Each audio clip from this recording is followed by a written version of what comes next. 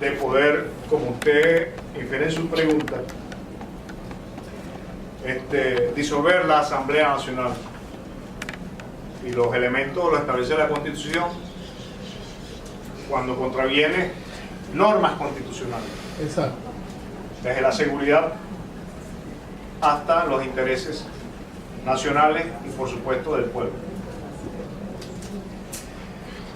El contexto histórico y político del país ha tenido que, mejor dicho, el gobierno nacional ha tenido que manejar de manera inteligente todo el proceso. Porque si algo, los intereses foráneos y los que subvierten el orden interno del país están buscando es sencillamente un elemento en el cual les permita subvertir ese orden interno.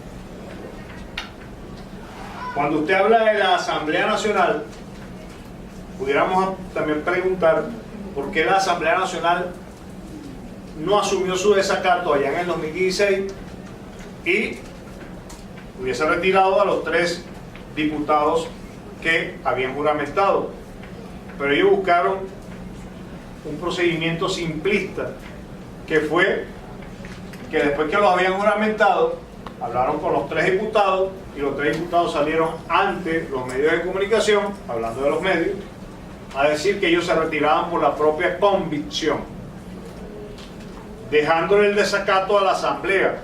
O sea, la Asamblea nunca asumió su desacato ante aquella decisión que le dio el Tribunal Supremo de Justicia.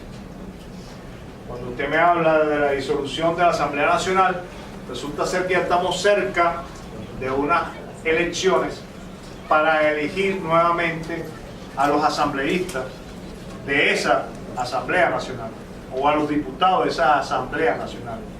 Por lo tanto, hay 2 formas que pudiera ocurrir: adelantar las elecciones o la selección de los diputados para esa Asamblea Nacional, o, que está buscando aquí, pero creo que es el artículo 236 de la Constitución, que establece que el presidente de la República, ante la violación de la Constitución en todos sus elementos, puede disolver la Asamblea Nacional. Pero eso son decisiones políticas en donde intervienen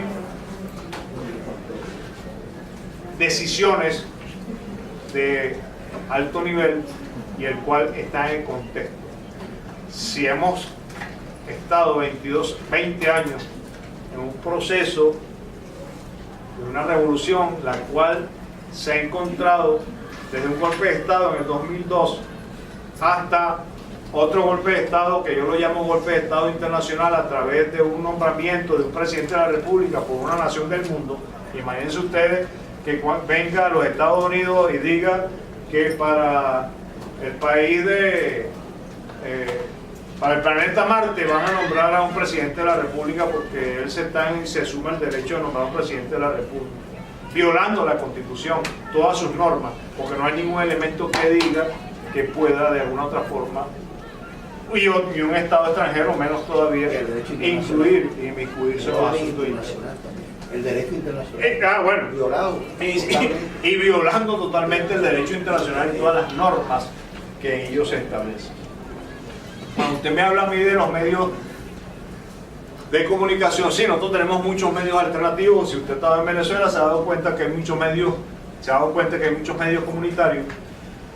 Se creó la Radio del Sur, se creó Telesur, y existía una propensión de ir más allá. Tanto así que ha sido tan evidente y ha sido tan exitoso lo que ha sido una emisora como Telesur, que ya la están sacando de países que de alguna otra forma han firmado acuerdos para concretar lo que es la comunicación por televisión a través de este gran medio. Si ustedes se ponen a ver, aquí en República Dominicana se ve Telesur por algunas cableras. Algunas, no, bueno, una creo. Lo mismo que el canal del Estado, el canal 4. BTV, el canal 8. Algunas, o sea, son aquellas que de alguna otra manera quieren tener su cable. No obstante, cuando usted habla del concepto mediático, pues lamentablemente uno de los elementos y uno de los actores que intervienen en el problema de nuestro país son las grandes corporaciones de los medios de comunicación. Está de más que nombre aquí un periódico como El País de España, en donde de alguna u otra forma coloca de manera adversa y con noticias falsas todo lo que ocurre en nuestro país. Tenemos problemas como todos los países, pero no en la magnitud ni la venta de cómo tratan de plantear el tema político del país. Es un proceso en el cual estamos sujetos todos los países. Ahí está Nicaragua, recientemente también fue sometida a un escarnio internacional donde se le declaraba al presidente Ortega, al comandante Ortega, como también violador de los derechos humanos, en fin, y resulta ser que contra todo eso que se le atacaba, se le identificaba y se le acusaba, fue generado por la oposición. Lo mismo ocurrió en Venezuela. En Venezuela todo lo que generó la oposición desde el 2002, desde los muertos de Puente Ayaguno hasta la fecha, en su gran mayoría, pues lamentablemente dentro de ese contexto se lo achacan o se lo atiñen, que es el gobierno nacional. Todo porque tienen el poder mediático, todo porque tienen el poder de las grandes corporaciones y tienen la hegemonía de muchos países, como lo del norte, que establecen su verdad, en donde de alguna manera nos encontramos desarmados. Pues algún día la verdad saldrá a la luz. ¿Otra pregunta? ¿Alguna otra pregunta por allá? Buenas tardes. Mi inquietud con la pregunta que le tengo es la siguiente.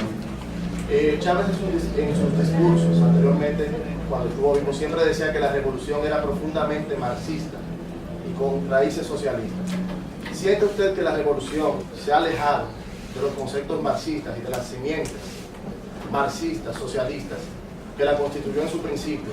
¿O por el contrario, usted cree que la revolución tiene aspectos que mejorar y se encamina en la actualidad a mejorar esos aspectos en pro de ser realmente como la fomentó, la cimentó en su principio, como una revolución marxista, socialista de raíces profundas? Fíjese, estamos hablando de ideología prácticamente, de Marx, Lenin. Estamos hablando de personajes que históricamente tuvieron su fundamento político y que sembraron raíces. Por ello vemos la actuación de la Unión Soviética en su momento histórico, y contra ello fue dirigido toda la tarea de prestigiar ese proceso. Tardaríamos unas cuantas horas,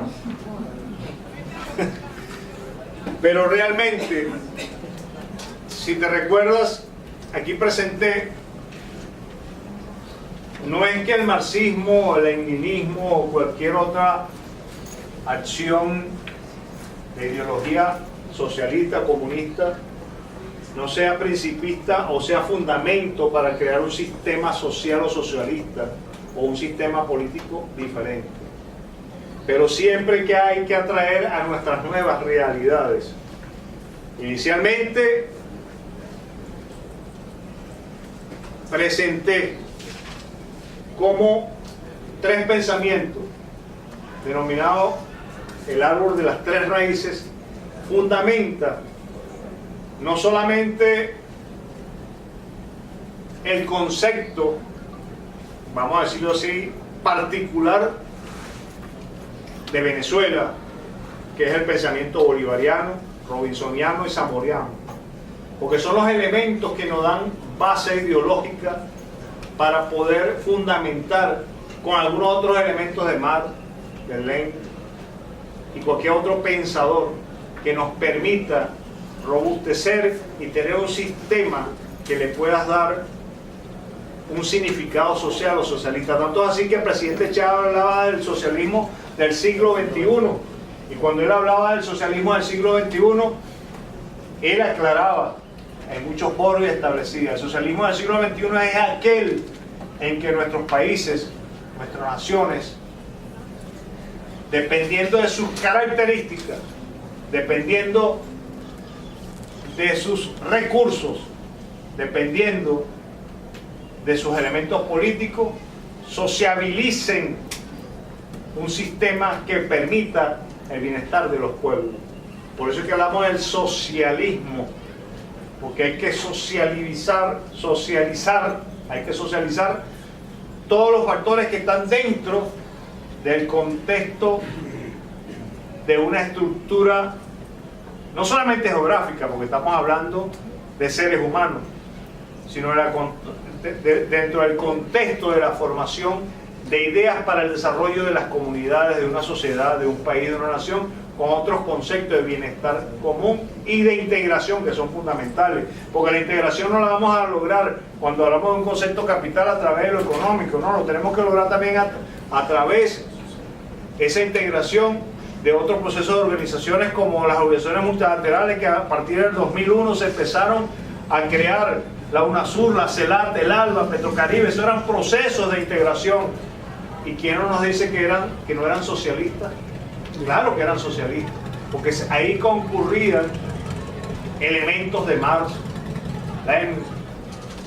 de Bolívar, de Robinson, de Zamora, y por qué no de Duarte, que también fue un gran pensador. Son cosas que tenemos que manejar de acuerdo al momento histórico y adecuar a nuestra, y repito, a nuestra propia realidad. Agradecemos al embajador de la República Bolivariana de Venezuela, Ali Uzcategui, por habernos acompañado y por haber tratado con nosotros este tema tan interesante en estos tiempos. Agradecemos también la presencia del maestro Dante Ortiz y del maestro Alidio Moya, que se encuentran allá detrás. Vamos a dar un fuerte aplauso.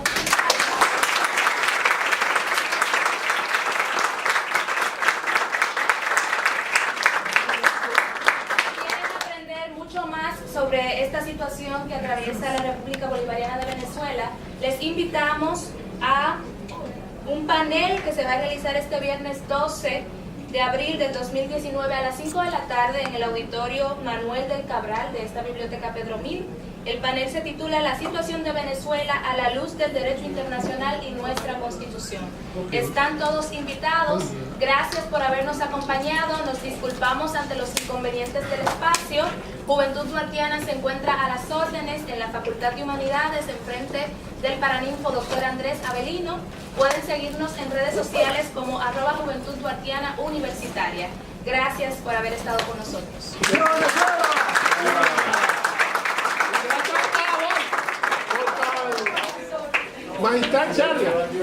Y luego con la misma, y agradezco a la señorita por su presentación. Y bueno, parte de este proceso en el cual de alguna forma nos hacemos partícipes por los momentos históricos, he querido presentar esta disertación significando la dignidad de Venezuela, la revolución bolivariana, 1999-2019. ¿Por qué esa fecha? Nosotros de alguna forma debemos de acudir a algunos pensamientos básicos de nuestros magnos representantes, bien sea patricios, libertadores, líderes, hombres y mujeres élite que existieron en el momento histórico y que fueron punta de lanza en la solución de nuestras independencias y que todavía hoy proseguimos en ese contexto. Por ello tenemos el primer pensamiento de nuestro libertador Simón Bolívar, el cual decía: los Estados Unidos parecen destinados por la providencia para plagar la América de miseria en nombre de la libertad. El patricio Duarte: vivir sin patria es lo mismo que vivir sin honor. Luperón: cuando un pueblo no sabe ser libre, se va la luz.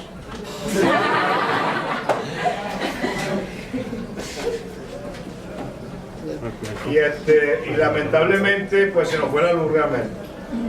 Entonces es importante que dentro de la participación misma, que se nos puede congregar, siempre traigo algo alterno por si acaso, para no perder el hilo de la presentación, porque es importante hacerle un seguimiento al proceso. Ese proceso no es más que destinado a entender de manera diáfana y muy oportuna lo que realmente significa para nosotros el proceso revolucionario. Uno cuando realmente se siente identificado con un proceso, hace todo el trabajo necesario. Y como decía Luperón, cuando un pueblo no sabe ser libre, se complace en ser esclavo. Maldice a sus libertadores y besa el látigo de sus amos. Vos, entender las amenazas desde el Imperio del Norte y dedicar la vida a vencerlas.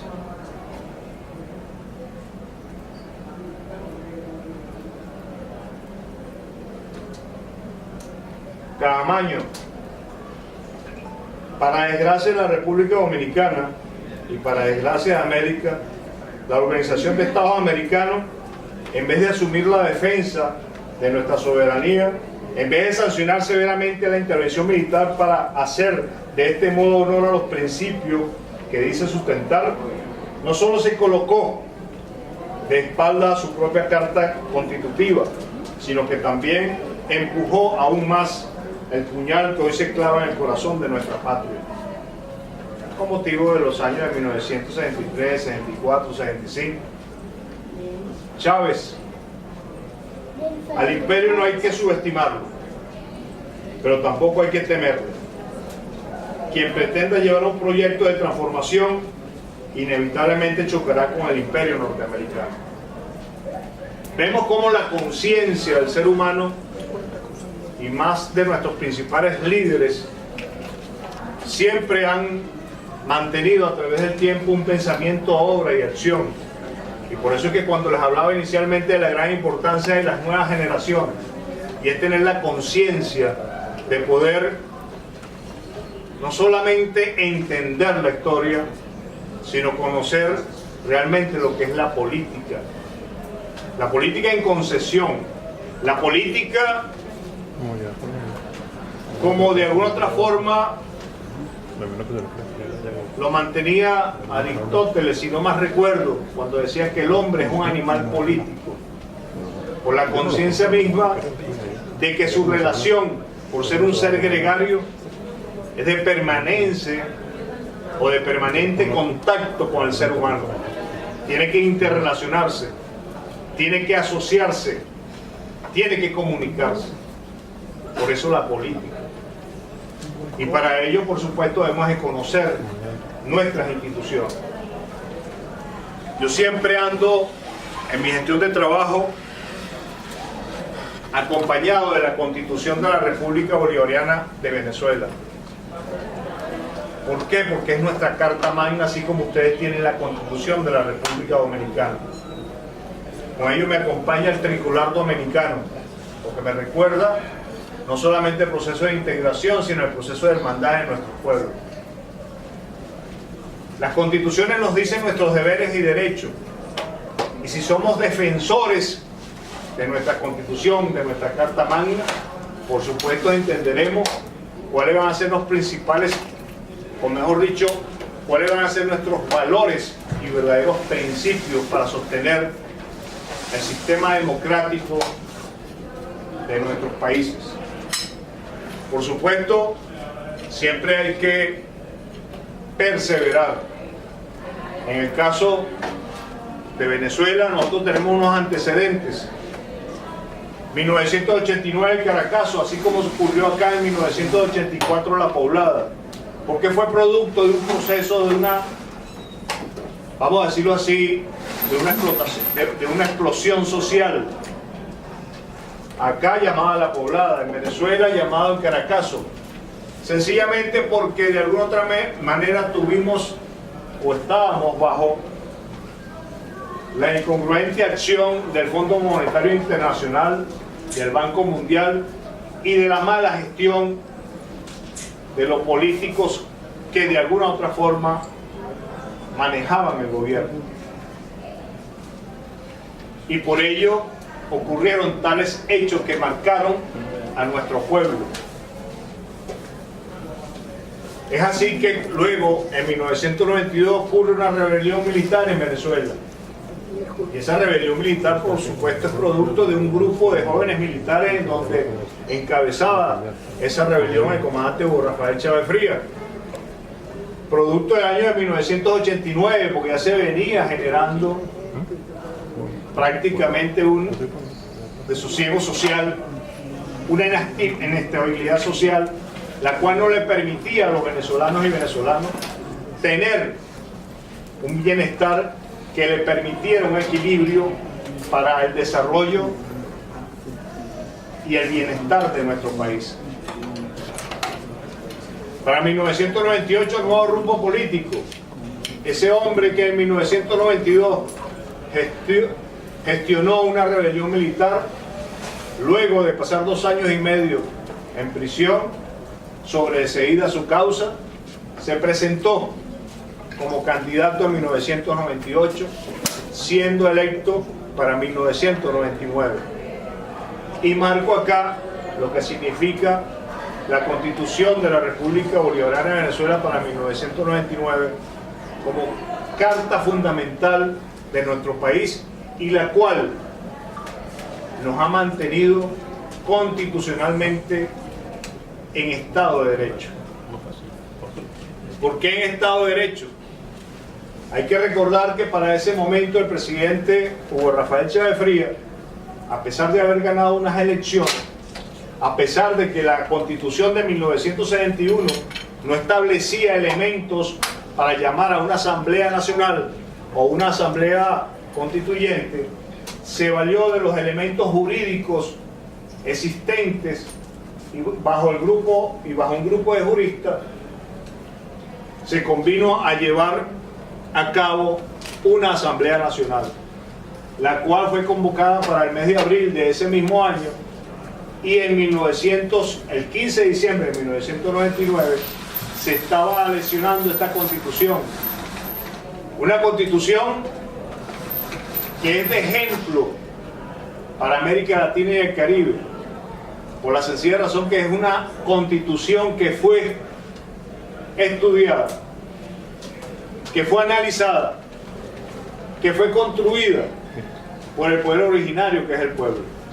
No fue por un grupo de parlamentarios ni de juristas, que también integraron el proceso, sino que realmente se constituyó el pueblo originario como pueblo para poder elaborar esta Constitución y la cual rige nuestros destinos como venezolanos. No obstante, está basado en 3 elementos fundamentales, que son el árbol de las 3 raíces, porque tenemos que rescatar lo propio, lo nuestro. Y en el caso particular de Venezuela se rescató el ideario bolivariano, el libertador Simón Bolívar, el ideario robinsoniano, Simón Rodríguez, y el ideario de Ezequiel Zamora, Zamorano. Con ello se fundamenta realmente la conformación de los principios y valores, no solamente de la Constitución, sino por las cuales debe estar regido el pueblo venezolano. No obstante, nos sirve de fundamento para recordar también la Constitución de la República Dominicana, la cual también tiene sus elementos históricos y que de alguna forma también establece deberes y derechos para los dominicanos. Es así que dentro de ese contexto se une de una forma muy especial la hermandad de nuestros pueblos. No solamente desde el punto de vista político, fundamentalmente desde el punto de vista histórico. Ya para los años de 1562, la familia Bolívar hacía vida en la Española, en esta gran nación, Quisqueya la Grande. Y en la provincia del Este existe una iglesia para ese entonces, hoy considerada como una capilla, la cual este año debe estar cumpliendo 505 años. Y fue construida por el quinto abuelo paterno del libertador Simón Bolívar. Y luego el cuarto abuelo paterno del libertador salió a Venezuela a la muerte de su madre. Y de ahí salió la gesta del libertador, el padre de la patria. El Patricio Duarte, como ustedes saben, estuvo en nuestro país. Su familia falleció en Venezuela. Sus restos trasladados acá a República Dominicana. Recientemente, el año pasado, en el Congreso se presentó una ley para trasladar los restos de su hermana, encontrándose en Venezuela, para que también sean reposados en tierra quisqueyana. Así como vemos que la historia no es una historia política, es una historia de integración.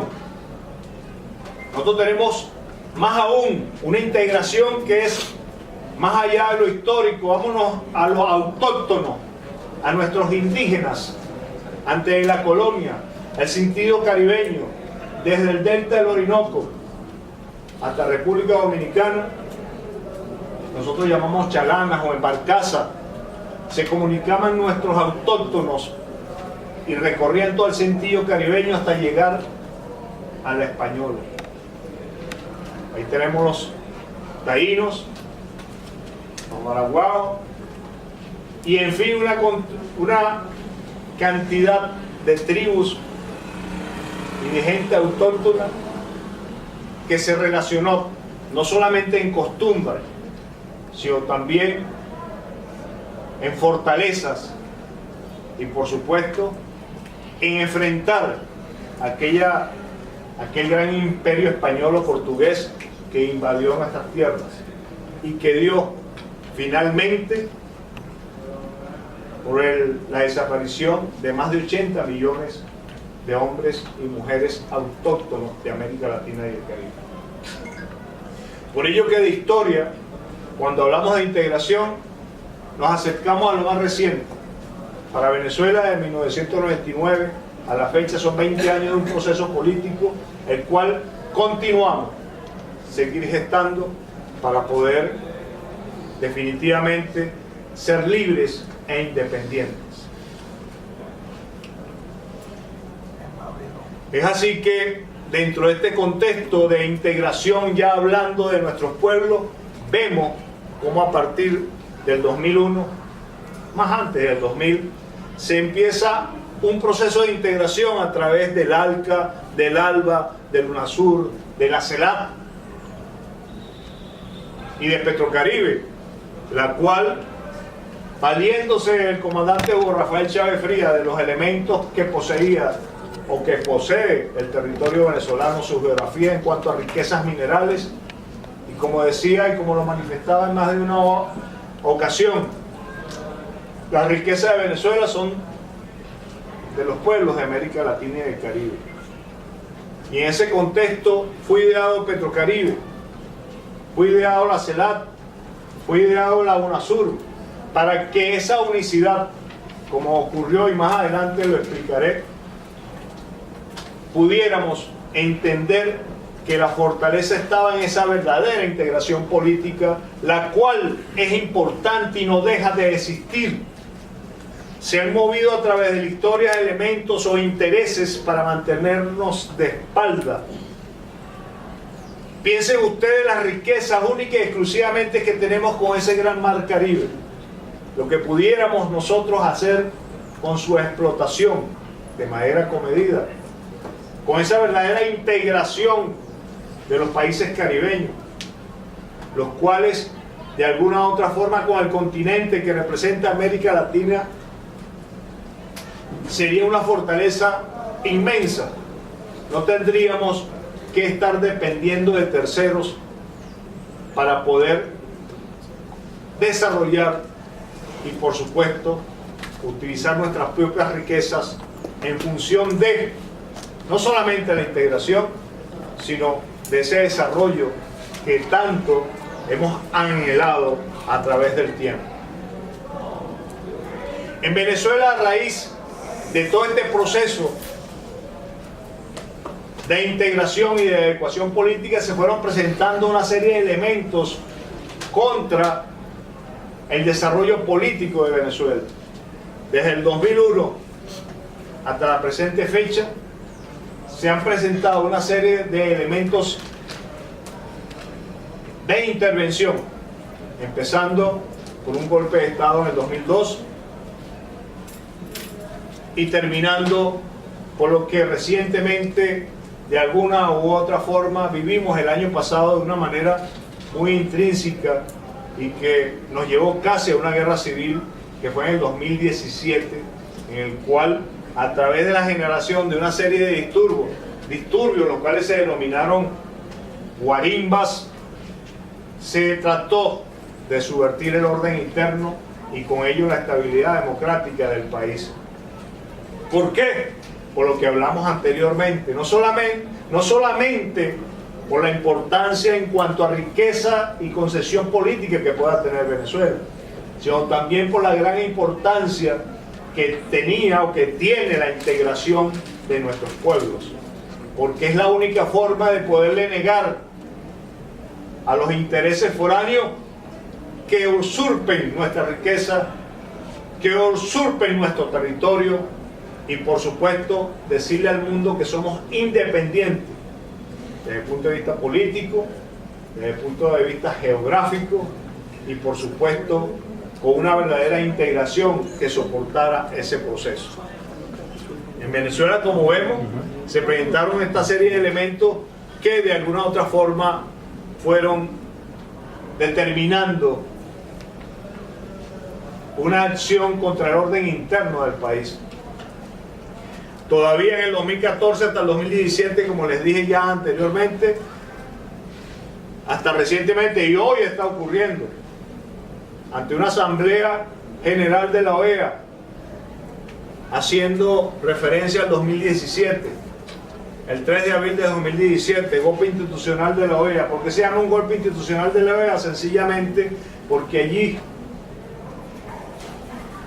denegando la presidencia de un Estado miembro, como era la presidencia de la Asamblea por parte de Bolivia, fue apartado y designado otros grupos de países para que gestionaran la Asamblea de ese momento, de ese 3 de abril, para ir contra Venezuela, para ir contra un desconocimiento. Y eso manejando y yendo contra la Carta Democrática, y eso con prácticamente violando la Constitución y el verdadero sentido de lo que fue generado en su tiempo la Organización de Estados Americanos. Hay que recordar nuevamente algunos de los elementos ocurridos recientemente en esta historia contemporánea, especialmente en República Dominicana, por nombrarlo y por lo que nos afecta. En 1963, y de ahí en adelante no solamente República Dominicana, Panamá, El Salvador, y así de una forma se han hecho gala de una serie de elementos y se han tomado desde el punto de vista político acciones contra nuestros países, haciéndole ver un halo de institucionalidad y un halo legal en el área internacional o multilateral.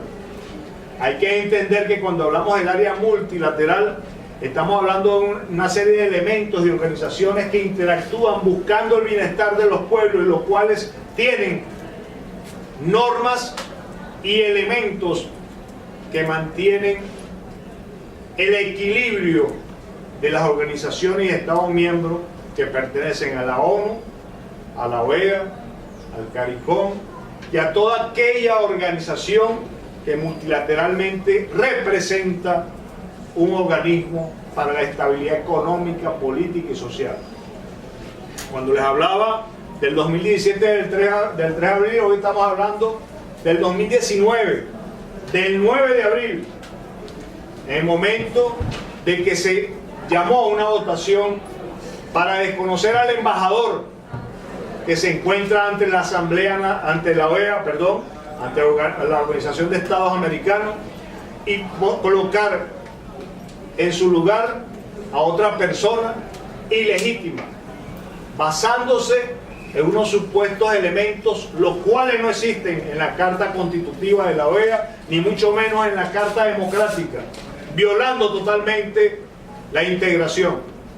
Hoy podemos hablar que estamos, los países del mundo, hoy podemos decir que el multilateralismo está en peligro de desaparición, porque hay un imperio, y me permite recordar una frase del profesor Don Juan Bosch cuando hablaba del pentagonismo, y el pentagonismo no era más que la transformación del imperio en otros elementos constitutivos por las grandes corporaciones o poder económico y por la gran industria militar o lo que representa el Pentágono. Eso hoy que llamaríamos el Pentágono, también lo vamos a observar en el desarrollo del dominio mundial desde el punto de vista militar, por medio del cual se pretende dominar a nuestros pueblos. No los pueblos únicos y exclusivamente de América Latina y el Caribe, sino los pueblos del mundo. Vemos lo que ha pasado con Libia, lo que ha pasado con Siria, con Afganistán y con todos aquellos países que de alguna otra forma representan un punto geográfico de interés o de importancia geopolítica, con riquezas, bien sea por su recurso humano como ser, y más allá de algunos otros minerales como el petróleo, o de minerales de tierras raras que se pueden conocer, como el uranio, el cobalto, que permitan el desarrollo de una tecnología mayor de la que se puedan estar exigiendo hoy en día. Por eso que la intervención en nuestro país no es una intervención porque el país esté en manos de un comunista, no es porque el país esté en manos de un socialista, no, es porque el país, su pueblo, su gente, decidió ser libre e independiente. Y eso está establecido acá en nuestra Constitución de la República Bolivariana de Venezuela, la cual establece las normas y procedimientos que un estadista, que un presidente, que un mandatario, que un líder que tenga que dirigir a Venezuela tiene que cumplir para su desarrollo, para el equilibrio de la población desde el punto de vista social. Yo les puedo mencionar algo en estos momentos, que con todo el proceso económico, el problema económico producto del bloqueo que nos infiere el gobierno de los Estados Unidos, y no se crea que desde 1999, no, desde mucho antes tenemos nosotros un bloqueo, pero se ha percibido, y ya hoy en día está al desnudo el gobierno de los Estados Unidos. Ya hoy en día ya no disimula, como decía nuestro canciller Arriaza en algunas de sus intervenciones. Antes el gobierno de los Estados Unidos estaba detrás de los golpes de Estado, ya no, ya dejó esas apariencias, ahora está al frente de la desestabilización de nuestros países. Y no es por eufemismo o sencillamente apariencia, o que uno quisiera o no darle la responsabilidad a un tercero por nuestros problemas. No, tenemos problemas como venezolanos, como país, como lo puede tener cualquier otro país del mundo, pero somos nosotros los que tenemos que resolver esos problemas, y no que otro los profundice con la finalidad de poder eliminar ese proceso político que significa un proceso revolucionario bajo la gestión de una constitución. Finalmente lo que buscan es violentar la constitución. Cuando les hablaba acá en estos momentos con referente al 2015 y el 2016, en el 2015 el presidente Obama declaró a Venezuela una amenaza inusual y extraordinaria. Como diría la expresidente Cristina Kirchner, hoy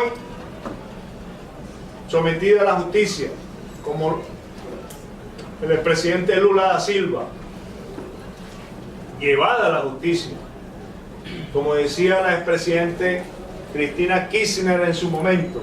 ¿Cómo iba a representar Venezuela un problema para Norteamérica, siendo Norteamérica la principal potencia económica y militar del mundo?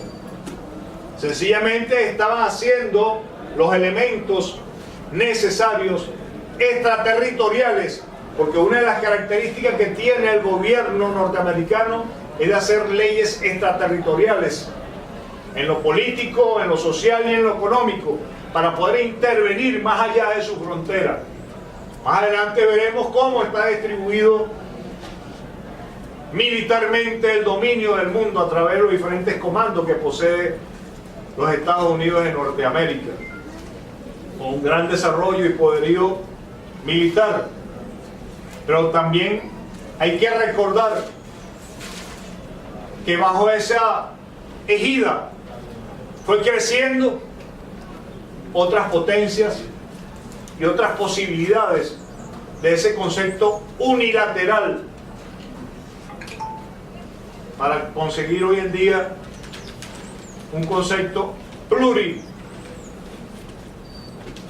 de varios, con otras potencias como Rusia, China, Irak y todos aquellos países que de alguna otra manera, por sus características científicas, por sus características económicas y políticas, están surgiendo en el seno de la comunidad de naciones.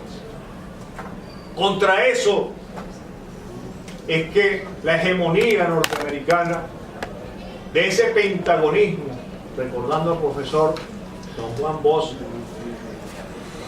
está luchando actualmente. Luego, dentro de todo el contexto y de manera general, porque se nos hace, llegamos al 2019, tenemos el 5 de enero cuando en Venezuela se instala la Asamblea Nacional. La Asamblea Nacional resulta ser que en el 2015, 2016 hay elecciones para la Asamblea Nacional en Venezuela, cumpliendo la Constitución, y la ganó la oposición casi en su totalidad. Dura, un cáncer. Pero luego en el 2015, en el 2016, cuando asume la Asamblea Nacional, desconoce al presidente Nicolás Maduro Moro, lo amenaza y le da 6 meses para destituirlo. Pero si no obstante no tomara en acción que 3 diputados que fueron elegidos a la Asamblea Nacional, entre ellos 2 de la oposición y 1 de los que apoyaba el gobierno, fueron descubiertos en dolo, cometieron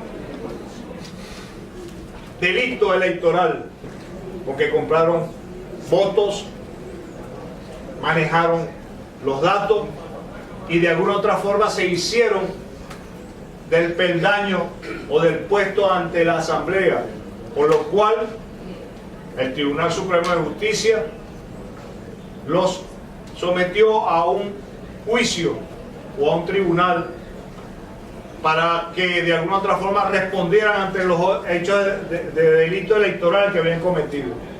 La Asamblea Nacional no quiso reconocer y se declaró en desacato en el 2016, y a partir del 2016 no ha podido ejercer ni cumplir sus funciones por encontrarse en desacato. Hoy en el 2019 todavía no han asumido esa responsabilidad de esa orden que le dio el Tribunal Supremo de Justicia como poder, como acción, como institución, que deben de respetar todos ellos. En ese contexto nos encontramos en este momento histórico y por ello el 5 de enero la Asamblea Nacional nombra a un diputado presidente de ella, a pesar de encontrarse en desacato desde el 2016. O sea que su presidente de la Asamblea Nacional sigue siendo un diputado de nombre Ramos Alú en el 2016. Ese sigue siendo el presidente de la Asamblea Nacional, por la sencilla razón de encontrarse en desacato, porque no ha cumplido una orden en la cual de alguna u otra forma tuviéramos un momento político totalmente diferente y posiblemente equilibrado. Pero el fin último siempre ha sido desestabilizar y violentar la Constitución.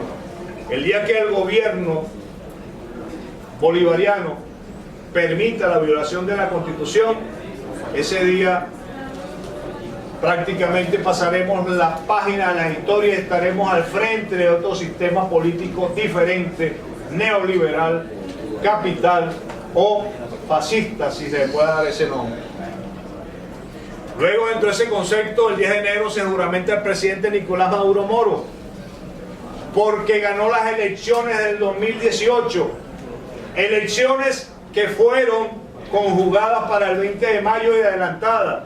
Ustedes se recuerdan de la mesa de diálogo que ocurrió acá en República Dominicana, donde el presidente Medina, gustosamente y con toda su sapiencia, permitió que el territorio sirviera de ese foro para poder, de alguna otra forma, solventar los problemas políticos que presentaba la oposición y el gobierno nacional. El día 5 y 7 de febrero se debió haber firmado en el 2017 la carta, vamos a llamarla así, de intención, o un acuerdo en el cual permitiera la normal continuidad del proceso político y democrático del país. Pero ocurrió y se estableció que la oposición el día 6 de febrero, como decimos nosotros, le dio una patada a la mesa y lamentablemente se retiró la firma de ese documento. No obstante, el 7 de febrero, el presidente de la República, Nicolás Maduro Moro, asumiendo su responsabilidad como primer mandatario nacional de nuestro país, con respeto ante el presidente Danilo Medina y todos aquellos que contribuyeron a esa mesa de diálogo, asumió esa carta de intención o ese acuerdo y con ello cumplió los elementos que allí se establecían. Por eso que se adelantan las elecciones para el 20 de mayo. Adelanto que fue solicitado por la oposición en su debida oportunidad. A pesar de ello, habiéndose adelantado las elecciones para el 20 de mayo del 2018, resultara quien resultara el ganador de esas elecciones, tenía que asumir el primer mandatario o la presidencia en el mes de enero del año 2019, como lo manda la Constitución, porque no podíamos de alguna u otra forma salirnos de la Constitución, porque era violentarla, era violarla. Entonces la Constitución es lo primero que debemos de respetar y que de alguna u otra forma debemos de mantener siempre presente.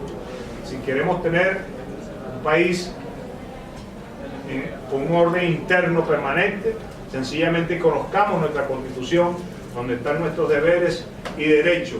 Y de allí se rigen las políticas públicas, de ahí se rigen la programación, la planificación, la ejecución de todos esos elementos necesarios para lograr el bienestar del pueblo y de la sociedad.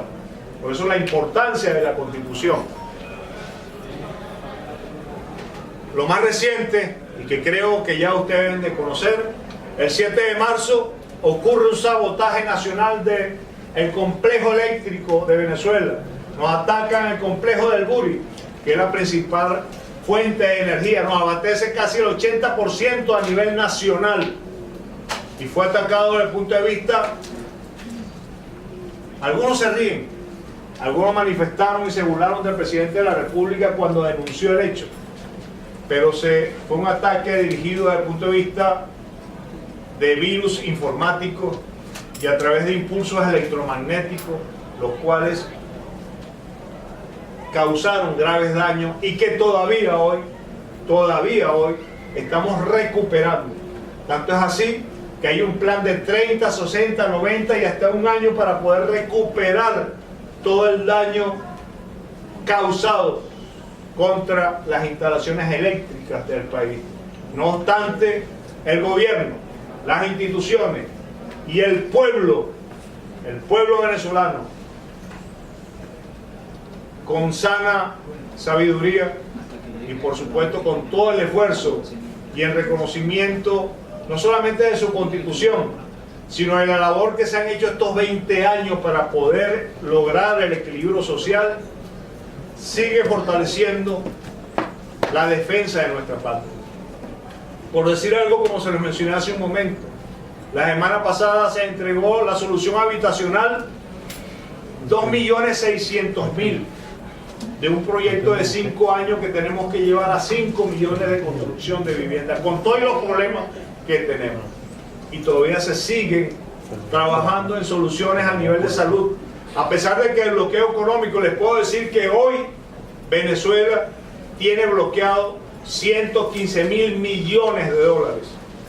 115.000 millones de dólares que nos permite de alguna u otra forma alimentación para más de 10 años, abastecimiento de salud para más de 15 años, pero es producto del bloqueo económico y del bloqueo financiero que nos tiene sometido el gobierno del presidente Trump.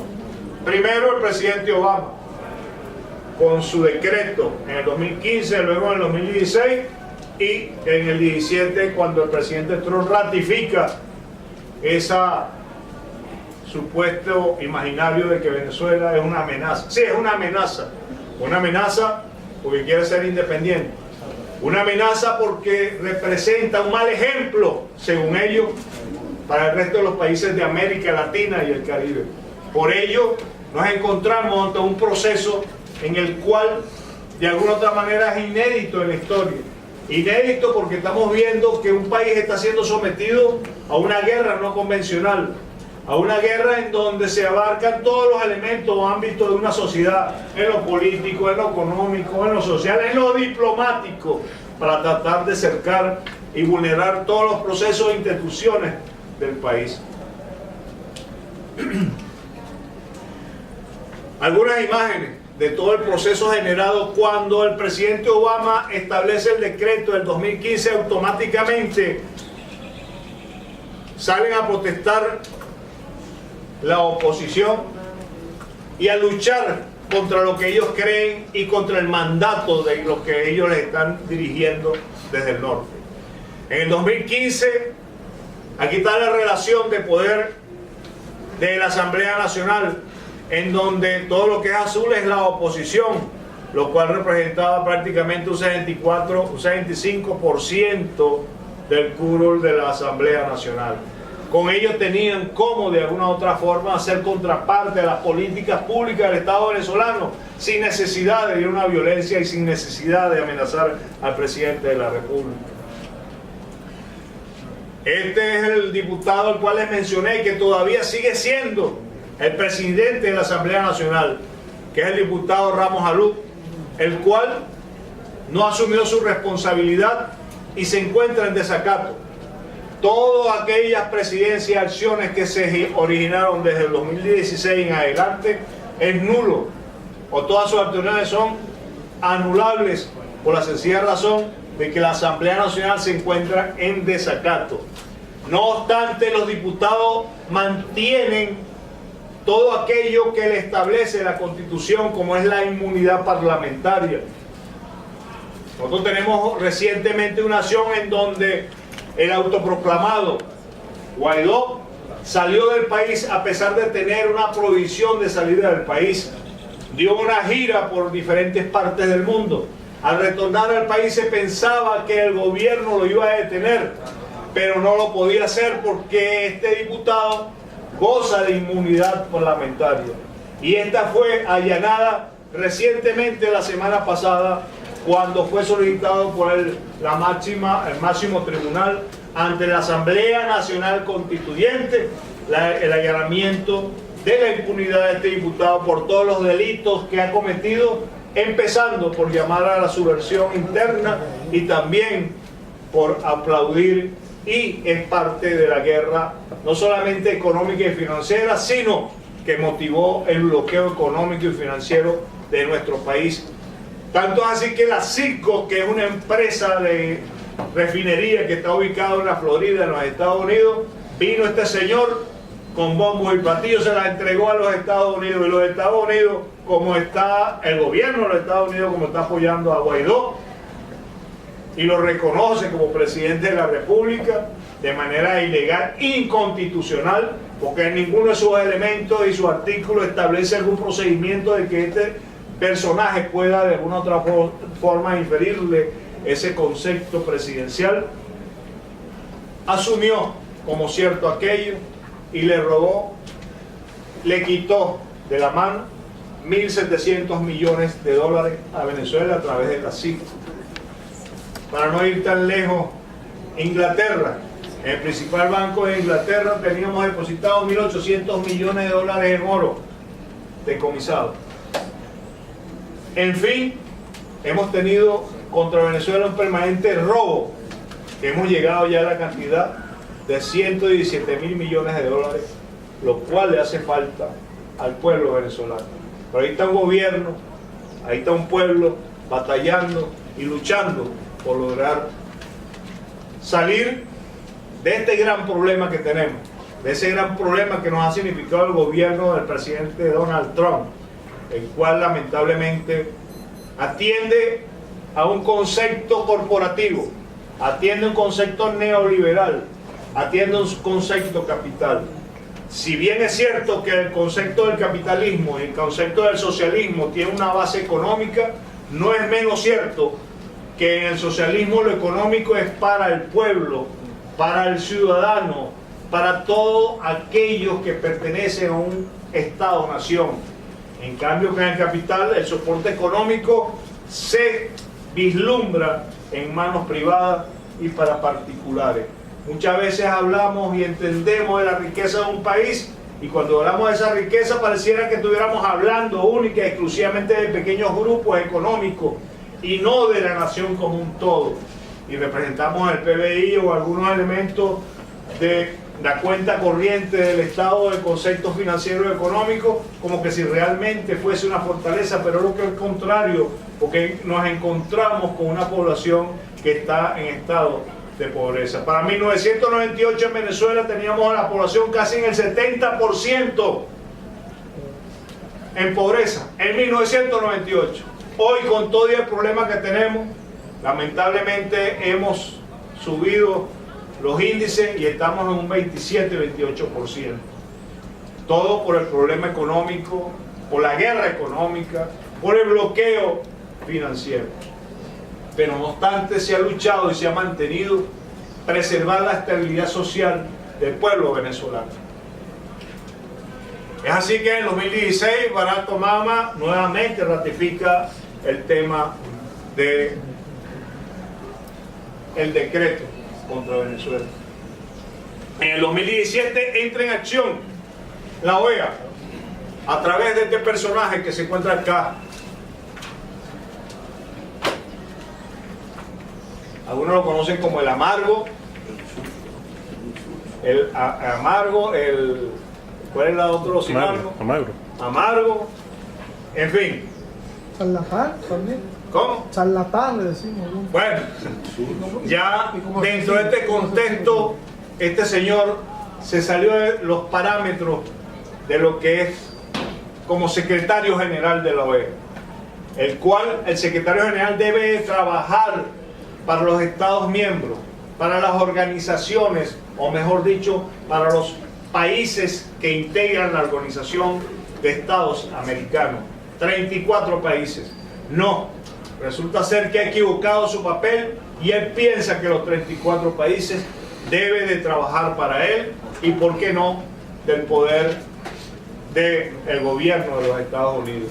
Es por eso su comportamiento, violando todos los estatutos de la Organización de Estados Americanos y con ello, por supuesto, todos los elementos más esenciales del área multilateral y, por qué no, internacional, como lo que ocurrió hoy 9 de abril con una decisión en la cual nombran a un embajador ante la OEA sin tener ni los requisitos ni el reconocimiento de los Estados miembros. Me imagino que lo reconoce el presidente. 2017, las acciones de terroristas, ya me escucharon cuando les hablé del tema de las guarimbas. Esto originó en el 2017, que se llamara a una Asamblea Nacional Constituyente. Nuevamente sacamos a reducir la Constitución y ponemos en práctica el artículo 347, 348 y 349 para poder restablecer nuevamente la normalidad pública, la normalidad social del país, porque nos llevaban a una guerra. El interés era llevarnos a una guerra civil para que nuestras instituciones fenecieran y con ello toda la institucionalidad, y desapareciera el concepto de Estado-Nación, que es tan importante para nuestros países, que es tanto muy importante para nuestras naciones, porque es en donde prevalece la verdadera integración de nuestros pueblos, entendiendo que hay un eje transversal que marca el concepto país, el concepto nación, el concepto Estado. Y ustedes saben cuál es ese eje transversal. El pueblo está en todo ello, y el pueblo, como elemento fundamental, debe dirigirse por una carta magna, por una norma, y por eso es que nombro tanto la Constitución de nuestro país y de vuestro país, el cual es de suma importancia conocerlo, no solamente tenerla en la mano, conocerla, leerla, entenderla, y si hay duda, para eso tenemos nuestros profesores, nuestros líderes del derecho, y establecer los elementos necesarios para comprenderla en su máxima expresión. Por ello, en el 2017 salimos de esa guerra que nos llevaban, de esa guerra civil, porque se llamó una Asamblea Nacional Constituyente. El presidente Nicolás Maduro tuvo que llamar a esa asamblea, de los cuales se eligieron 535 diputados de los diferentes ámbitos, desde madres de familia doméstica hasta profesionales de más alto nivel, para poder trabajar y buscar fórmulas para mejorar esta Constitución. Imagínense ustedes, para mejorar, no para sustituirla, no para eliminarla, no, para mejorar y buscar los elementos necesarios para poder seguir con el desarrollo armónico de nuestro país. El presidente Nicolás Maduro convoca ese poder constituyente, y el cual de alguna u otra forma nos encontramos luchando en ese proceso de normar, no solamente normar, de lograr la normalidad del Estado de Derecho, que ha sido bastante violado, del Estado de Defensa, que también ha sido violado, y por qué no, de velar por la Constitución y su defensa, que son tan importantes como la defensa de todo el pueblo venezolano. ¿Por qué la intervención?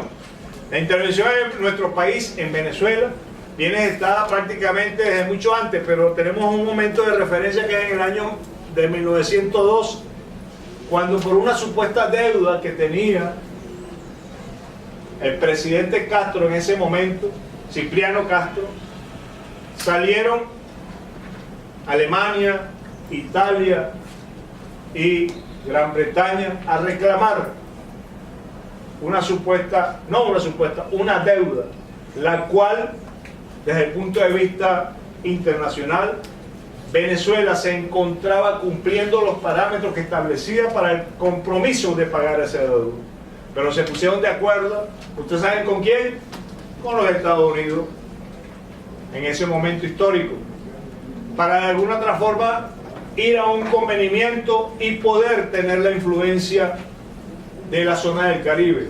Por eso es que conocemos hoy Curazao, Aruba y algunas otras islas que pertenecen o bien sea a los Países Bajos o a Gran Bretaña y cualquier otro país de la urbe de Europa, con la finalidad de poder tener un dominio en esa zona.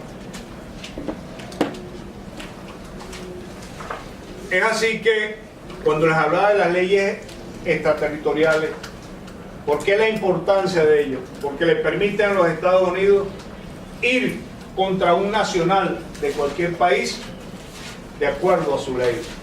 Y es lo que, de alguna otra forma, muchos países, así como Venezuela, no se permiten esas leyes extraterritoriales, con el concepto del dominio de la ley o el dominio del derecho internacional. Imponen normas para perseguir con expedientes falsos. Del presidente Nicolás Maduro establecen que es un narcotraficante.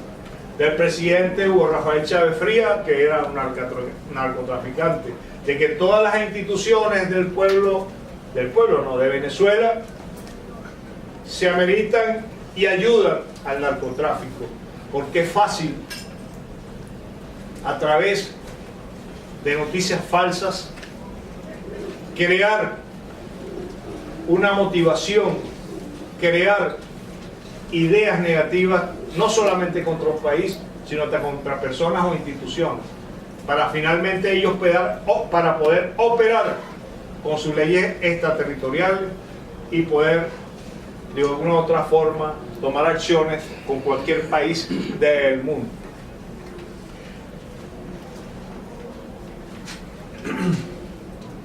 Me va a permitir, pero lo doy un poco más. El ministro de Defensa en el 2016, el ministro de Defensa ruso, Sergei, decía: no hay que confundir el orden mundial con el orden estadounidense. Más adelante lo comprenderán. Decía: fueron Estados Unidos y sus socios occidentales quienes, desde Bosnia, Kosovo hasta Irak y Libia, destruyeron sistemáticamente los fundamentos básicos del orden mundial existente. ¿Y por qué no del multilateralismo? Del orden legal internacional. Porque cuando actuaron ante Libia fue prácticamente contra una decisión del Consejo de Seguridad. Fue de manera unilateral, si al nombre le vamos a dar. O sea que a la final buscan su objetivo, que no es más que el empoderamiento de los países a través de sus recursos.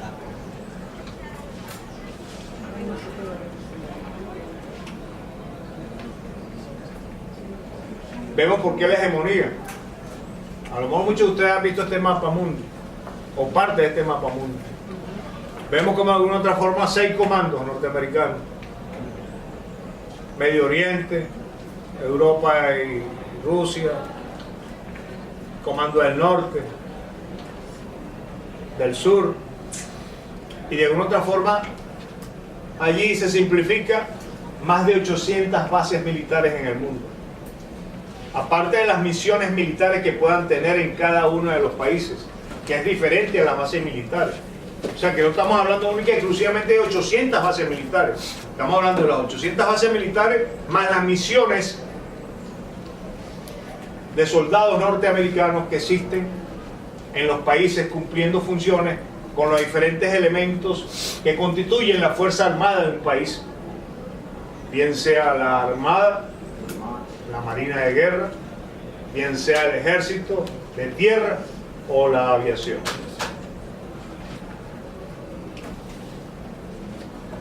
Actores que intervienen en este proceso de intervención y permanente monitoreo de ataques contra nuestros países. En el caso particular de Venezuela, podemos mencionar órganos de inteligencia extranjeros, ya conocidos: la CIA. ¿Quién no conoce la CIA? El Mossad, el MI6, y en su totalidad todos aquellos que puedan hacer inteligencia en función de buscar una información valedera para sus países o para sus organizaciones o las grandes corporaciones. Empresas transnacionales de los medios de comunicación, archiconocidas, ONG y NET. Las ONG son organizaciones no gubernamentales, la mayoría armadas también por la CIA, pero con un significado de organización no gubernamental, o sea que no tiene nada que ver con el gobierno, pero sí tiene que ver con la CIA. Entonces manejan data, manejan todo tipo de información en función de desarticular, no todas por supuesto. Hay ONG que cumplen sus funciones, hay ONG que realmente ayudan en los procesos sociales, en los procesos políticos, en los procesos económicos, pero lamentablemente una gran mayoría se maneja con la función de desarticular. Yo les voy a decir un secreto a grandes voces. Ahorita en el complejo de las Naciones Unidas, la ONU, Organización de Naciones Unidas, hay una existencia y una permanencia constante de organizaciones no gubernamentales que quieren tener el fuero de los países, que quieren tener, o que algunos ya tienen, el fuero de los Estados miembros, con la finalidad de poder tener poder de decisión o tener de alguna otra forma influencia en las resoluciones que tengan que ver en los aspectos económicos y medioambientales, por no decir políticos. Y en ese contexto los países tenemos que, de alguna otra forma, no es luchar, sino exigir que la Organización de Naciones Unidas es de los Estados miembros, no de organizaciones no gubernamentales, como de alguna otra forma se ha querido hacer ver. Las organizaciones gubernamentales ayudan, son parte de un staff en muchos casos, pero no permitir que dominen ese espacio que son de los Estados miembros, que son más de 195 países que constituyen la Organización de Naciones Unidas en diferentes partes del mundo. Organismos internacionales y países satélites. Cuando hablamos de países satélites, son aquellos países que giran alrededor, en este caso del gobierno de los Estados Unidos, que única y exclusivamente están allí para cumplir todas las órdenes emanadas del gobierno de los Estados Unidos, que están allí única y exclusivamente para ayudar en todos los objetivos que esté demandando el gobierno de los Estados Unidos, sea para bueno o sea para malo, pero siempre es la denominación del concepto de Estado satélite.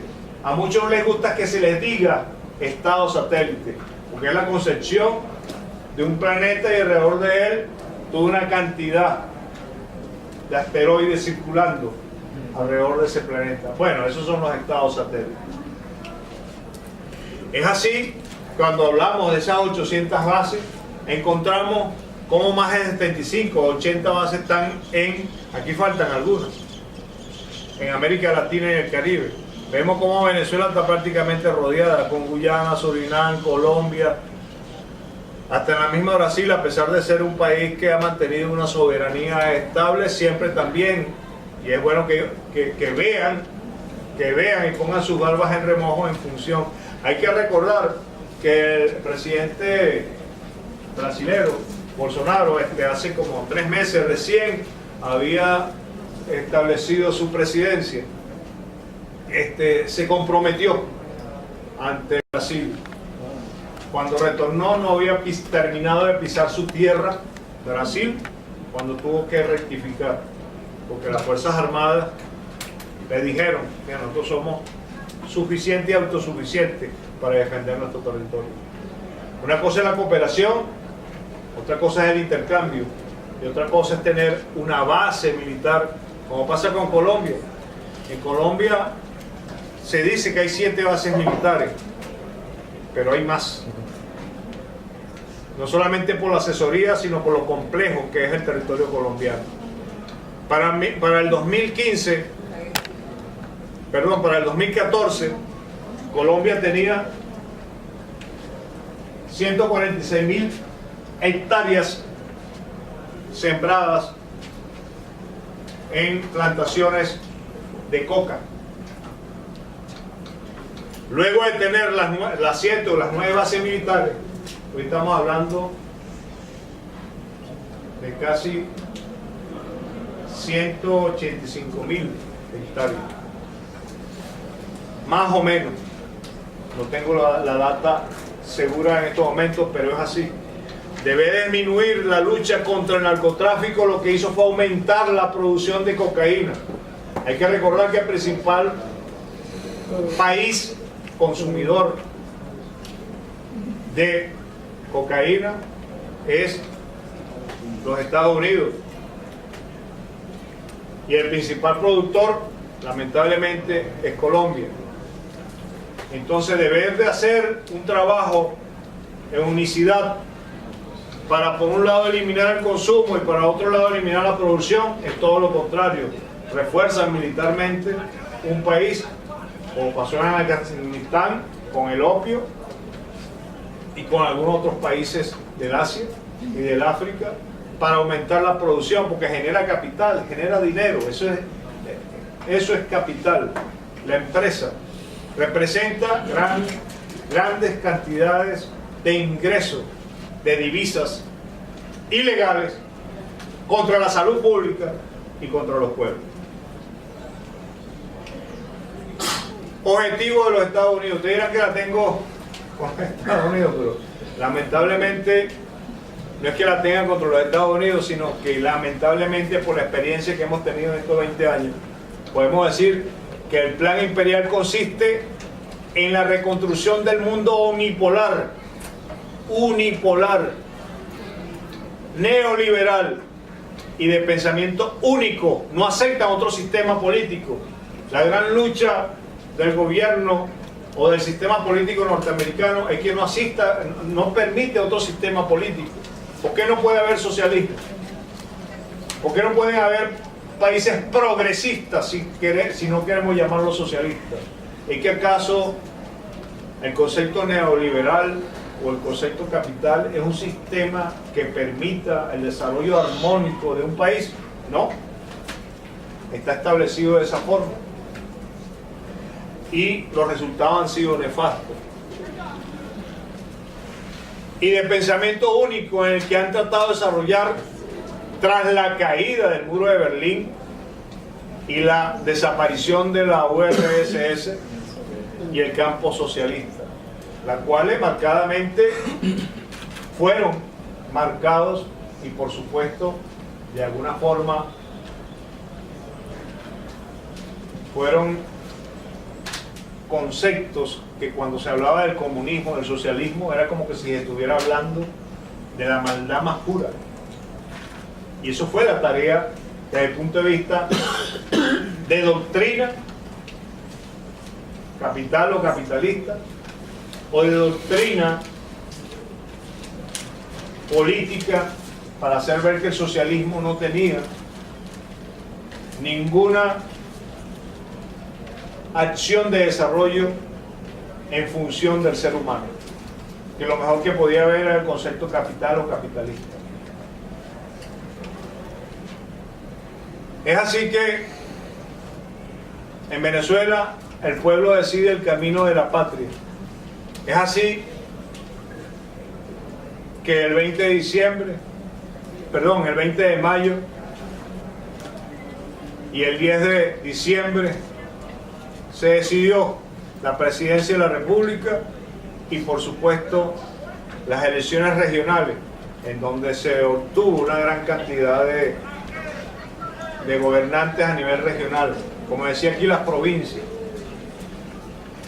Por supuesto, de las 355 alcaldías, 305 son del grupo del PSV o de Patria para Todos, y un 91% de y la oposición tuvo 25 alcaldías que representan un 7%.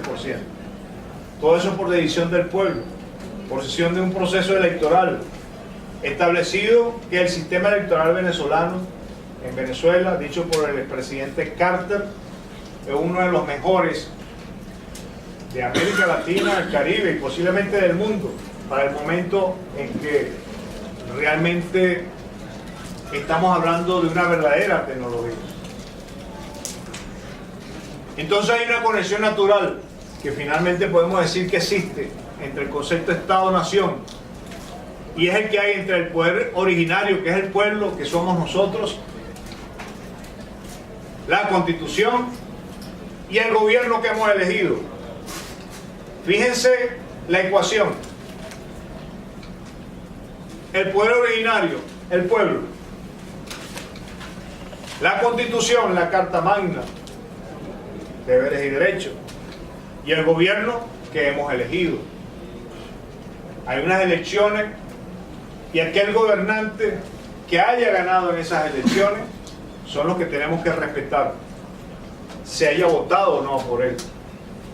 Pero es lo que decidió una mayoría. Y la mayoría establece no el sistema de gobierno, porque el sistema de gobierno te lo establece las normas constitucionales, pero sí cómo se va a dirigir el gobierno. Que de alguna otra forma ese estadista se equivoca a través del tiempo, a través de la Constitución se deben tomar las normas para que corrija, o sencillamente llamar a unas nuevas elecciones como ocurre acá. Acá están establecidos los elementos que de manera extemporánea se pueden llamar nuevamente elecciones en caso de que el pueblo no esté cónsono con lo que está haciendo su gobernante. Para eso el concepto del poder originario, que es el pueblo.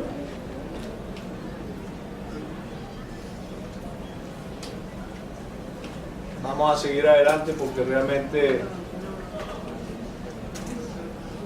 ¿Qué pasa con el proceso de integración? En 1822 el libertador Simón Bolívar llamó a un congreso de Panamá, en 1822. Ya él veía la concepción de lo que se venía presentando con los Estados Unidos y de alguna otra forma hay que recordar cuando nos encontrábamos con Thomas Jefferson, uno de los primeros presidentes, creo que el tercero, sí, aquí dice el tercer mandatario, entre 1801 y 1809, el cual decía: nuestra confederación debe ser considerada como el nido desde el cual toda América, así la del norte como la del sur, están hablando del norte, la del sur, América del Norte, América del Sur, habrá de ser poblada. Más cuidémonos de creer que interesa a este gran continente expulsar a los españoles. O sea, no querían darle a entender a los españoles en esa época que iban a ser expulsados, que le iban a quitar las colonias. No, todo lo contrario. Decía más adelante: por el momento aquellas colonias se encuentran en las mejores manos y solo temo que estas manos resulten demasiado débiles para mantenerlas sujetas hasta que nuestra población haya crecido lo suficiente para írselas arrebatando pedazo a pedazo. Ya había el concepto de dominio del norte y del sur. Estamos hablando de 1801. El libertador, cuando ve aquello, llama a un congreso, o al Congreso de Panamá en 1922. Lo que ocurrió fue que pasó mucho tiempo, faltaron 5 años. Y en esos 5 años, Estados Unidos, junto con sus países satélites en América Latina, empezaron a incubar conceptos negativos contra ese Congreso de Panamá, lo que hoy conocemos como el Congreso Anfitriónico, y que lamentablemente no pudo concluir aquel ideario de unicidad. Ya se hablaba de la Confederación de Centroamérica. Los países de Centroamérica representaban una vital importancia por su concepción marítima y que por las colonias tenían una gran importancia, pero no obstante no se pudo concretar. Y en el Congreso de Panamá decía el libertador en una carta dirigida a Joaquín Mosquera: ¿quién resistirá a la América reunida de corazón, sumisa a una ley y guiada por la antorcha de la libertad? Ya él veía con una antelación futurista esa verdadera integración que debería concurrir entre nuestros países. Luego, el Congreso fue asesinado a lo largo de su periodo de gestación por casi todos los actores, pero principalmente por el Ejecutivo colombiano y por el gobierno de los Estados Unidos, con quien de hecho se había asociado estratégicamente.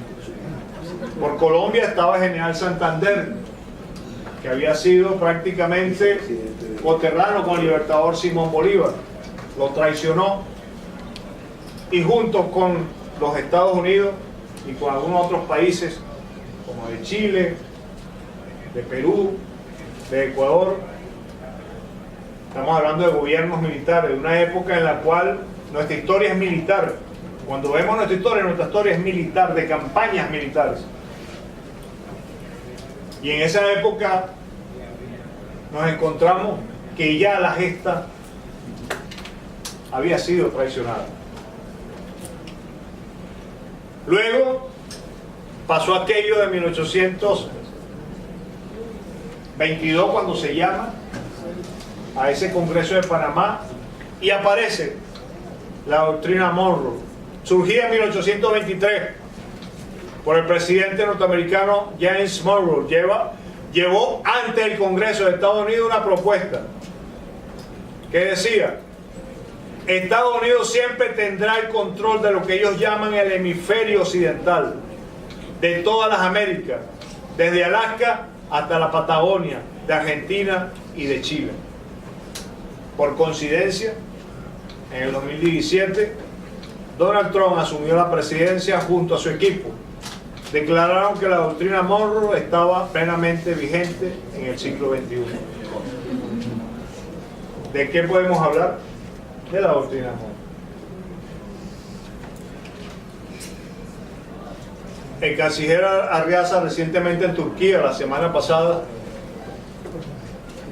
decía, y tomé estas palabras de su discurso en el Centro de Pensamiento Estratégico de Ankara, decía: la lucha que hoy estamos dando en Venezuela, o que tiene más de 60 años dando desde Cuba, hay que recordar a Cuba y no podemos dejar de mencionar a Cuba, es la misma lucha que desde 1823 comenzó a desarrollarse en el continente americano.